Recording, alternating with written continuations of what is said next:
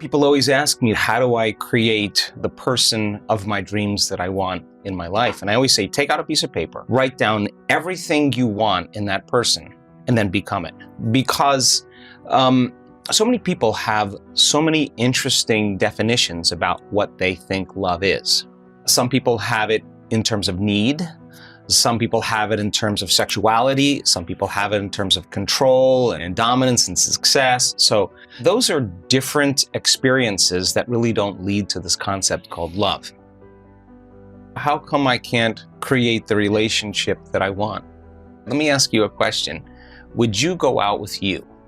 So I have a couple theories about relationships that I think are really important, and I use the same exact principles with my life.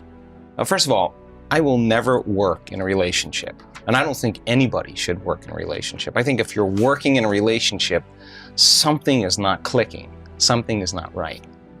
But if you bring your best, and the person that you're with brings their best, and you celebrate your life together, then there's constructive interference, there's growth, there's energy.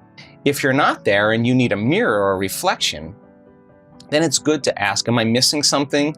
Am I not seeing myself in some way? And then there's a healthy conversation when you invite it.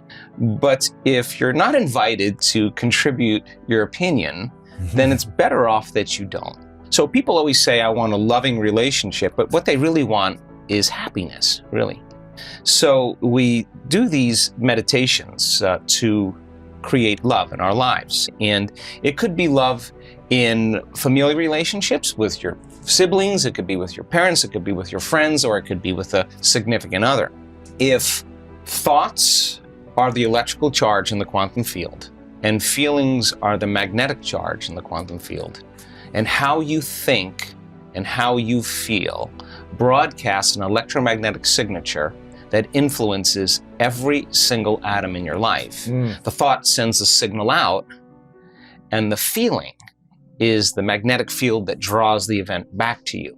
So if you're not in a place where you're in love with life, or in love with yourself, or practicing diminishing your emotional reactions to certain people or conditions in your life, and you're living in anger or hostility or judgment or fear, and you want a loving relationship, there is no magnetic field for you to draw that to you. And in fact, if you say to me, well, it's that person or that circumstance that's caused me to feel this way, then I would say that person or that circumstance is controlling the way you feel and the way you think. And anything that controls the way we feel and the way we think, we are victims to. So most people are unconsciously responding to the conditions in their environment, experiencing emotions that are derived from the hormones of stress. Those emotions cause us to feel separate from our dreams. They heighten our senses, so if we can't see them, it doesn't exist. The threat or the danger puts us in emergency mode. Your response to the environment is actually weakening your organism. It's weakening your response, is actually weakening the body. Then you will be, as a victim, more vulnerable to the conditions in your environment, whether they're large or small. And I'm talking about microorganisms as well. So if you wanted a true relationship where it was fundamentally based on this concept called love, if you could truly begin to practice trading those survival emotions every day for elevated emotions, and you practiced opening your heart, it's a skill that has to take place where you move out of survival. So people say to me, well, I can't open my heart. I can't feel love. And I say, well, what do you practice feeling? Because whatever you practice feeling, you're feeling most of the time. And that feeling could be guilt, but you're so used to it, you wouldn't even know it's guilt. It just feels like you. Are most people practicing a feeling, or are they just reacting to how they feel? They're reacting to their external environment. So if they have an unhappy thought, they feel unhappy. If they have a judgmental thought, it produces chemicals that makes you feel polarized. The stronger the emotions that we feel from the problems and conditions in our life, the more altered we feel inside of us, the more we pay attention to what's causing it outside of us. If you have an event in your life, an experience in your life that has a strong emotional charge to it, and you don't feel like your normal self, you feel this alarm system switch on. you're going to narrow your focus on the cause and the brain's going to take a snapshot. So then what people don't know is that every time they think about that event, they're producing the same chemistry in their brain and body as if the event was occurring. So the highly charged event is actually producing the emotion, and the body is so objective that it doesn't know the difference between the real experience that's creating the emotion and the emotion that the person is fabricating by thought alone. The body's believing. All you need is an image and an emotion, a thought and a feeling, a stimulus and a response, and you're conditioning your body emotionally into the past. The memories, and this is just not in the brain now, it's in the body. So the problem is that it becomes a subconscious program. It's no longer a conscious process.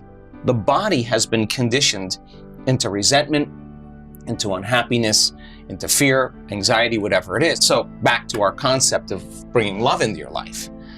So you say to that person, okay, open your heart, and they're going to say, are you kidding me? I was hurt. I'm not going to do that. Let me see your cards first. And once I see your cards, then I'll open up a little bit.